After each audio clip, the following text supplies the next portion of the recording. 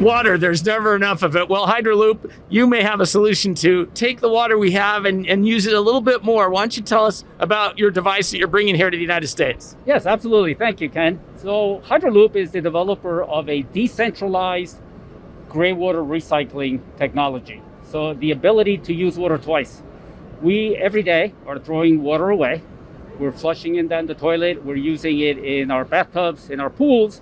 But there's an opportunity with technology like Hydraloop that's available in the market to really make an impact by reducing water consumption, by reducing the amount of water that goes back into the sewer system, and by reducing cost.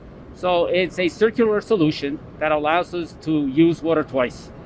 Now, this is a product that has been used in Netherlands for a while, right? It's been in the Netherlands, it's been in Europe. The company has been delivering this solution since 2017. And we arrived in the US about a year ago.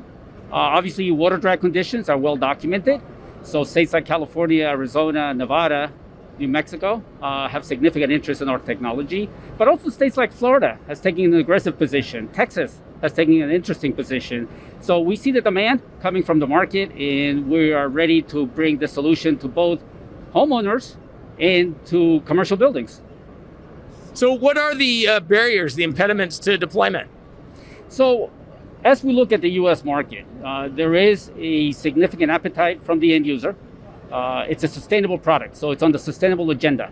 And you have major cities making some major movements and moving regulation in the right direction to accelerate adoption.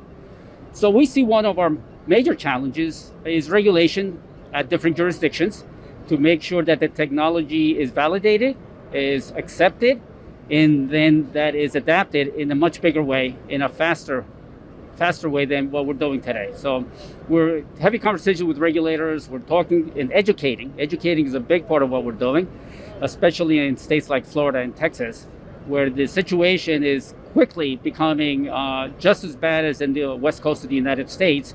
So we're looking for the progressive and proactive approach that we can be part of the solution. So from a deployment perspective, I mean, how many units are out in the field in Europe? There's over 300 units in Europe right now, in some parts in South Africa. So we have been also expanding in the Middle East. We have a Middle East operation now. And with our North America operation, we're looking to expand and expedite the process of more units being out on the market. So we're ramping up our production. We're ramping up our ability to deliver. And we soon have also those assembly capabilities here in the US. So I'd imagine this is a tough question to answer, but the return on investment probably varies based on a lot of factors, right? Absolutely. So the primary factors are obviously price. So pricing varies all over the country, by jurisdiction, by city, by state. So pricing is one issue, although we have seen the regulation, for example, in New Mexico, where they use tier pricing. They're trying to reduce water consumption by economic impact. So the more you use, the more you pay. So we're seeing some of that movement, but in a traditional, typical home, it could be anywhere from 4 to 7 years, depending on again, part of the country. And that's changing rapidly. We've seen over 150% increase in water prices, including the increase in sewer treatment plant pricing. So it's not only the pricing of the water, but it's also the pricing of returning that water to the sewer system. So we're impacting both sides of the equation. Well, and that brings us to kind of this more global question of, could this be an alternative to storage if instead of building a big dam, deploying a bunch of these out there to save a bunch of water? Absolutely. The key word to our solution is decentralized. So every home has its own source of water. Every home can become its own source of recycling water. So we are empowering the masses, both domestic, commercial, globally, to make sure that water can be used twice. So it impacts not only the storage, but also impacts this ability to have centralized water recapture that in most jurisdictions in the United States has been focused on irrigation. So we are a complementary solution because we are inside the house, and that can provide a very measurable results that I think we can deliver to the market. Yeah, so for instance, in Santa Clara County or San Jose, you don't have to build that purple pipe, if you will. You don't need that infrastructure, it sounds like, in the middle of the street. That's absolutely an option. And I think as we look at the plan from the Biden administration, right, the infrastructure plan, There's a lot of activity around gray water reuse. We should be part of that conversation because a lot of those potential funds that have become available to states and cities are being considered to build these rather large, time-consuming and extensive centralized processing plants. So the decentralized movement, and we call it radical decentralization, has an opportunity to be complementary to those efforts. Well, and there's a lot of old houses with old pipes. We saw it in Michigan, lead in the pipes and so forth. But is this the type of thing where you have to repipe the entire house, or can you just put it in a couple of inlets, or what do you do?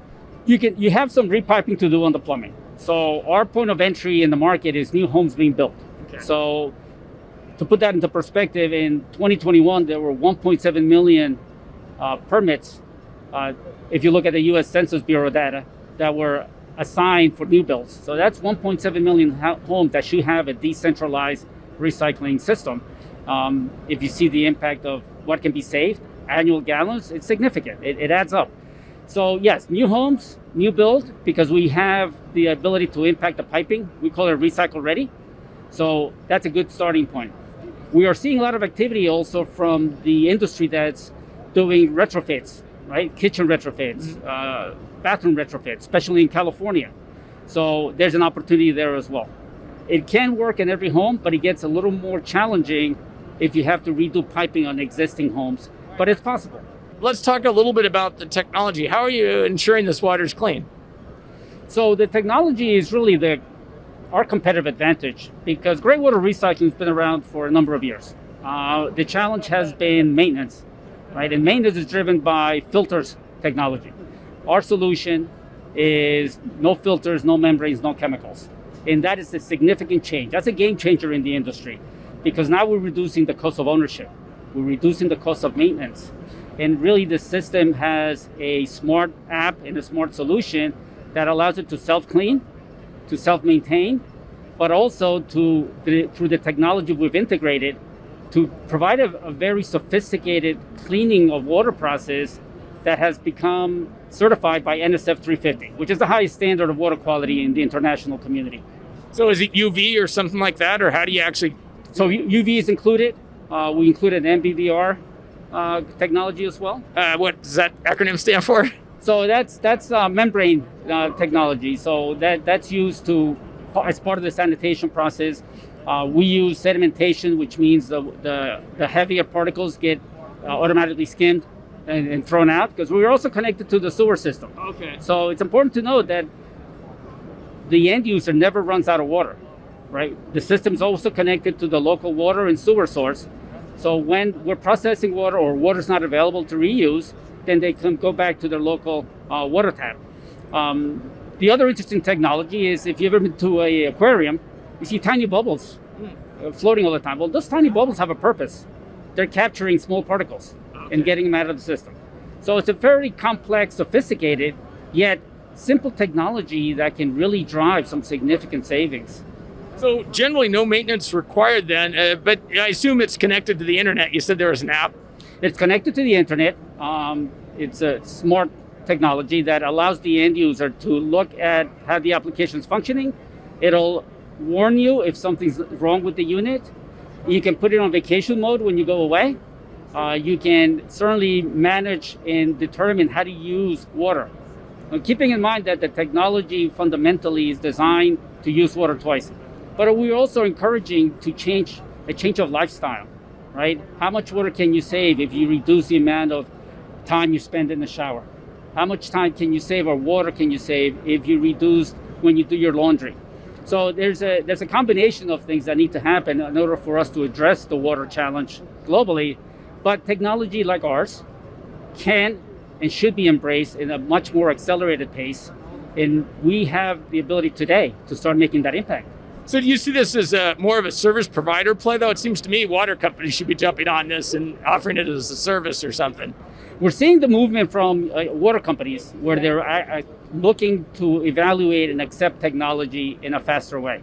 I compare this to the energy industry. I came from the energy space where solar panels, when first introduced, people were a little taken back by it. But as we saw the need, certainly in California with blackouts and brownouts, that got expedited. Then the local government and the federal government got involved with incentives, right? We're seeing the same trajectory on the water space. The utility companies are evolving. I suggest that they need to be a little more progressive because regulation takes a while to change. But if we run out of water, we're in real trouble. Water is life. So this is part of a solution that can be integrated into some of their more progressive water conservation efforts that are being developed today. And they're looking at the 20, 50, 100-year horizon. We should be part of that conversation, and we want to show them what this technology can do. And so speaking of impacts, what about the energy impact of this? So we reduce the energy usage to an extent. We reduce carbon footprint.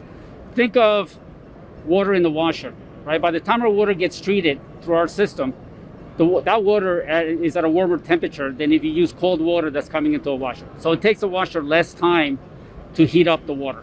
That's one angle. The bigger component is think of the amount of energy that's used to treat water from the water sewer plant. Bigger picture, right? It's a significant expense.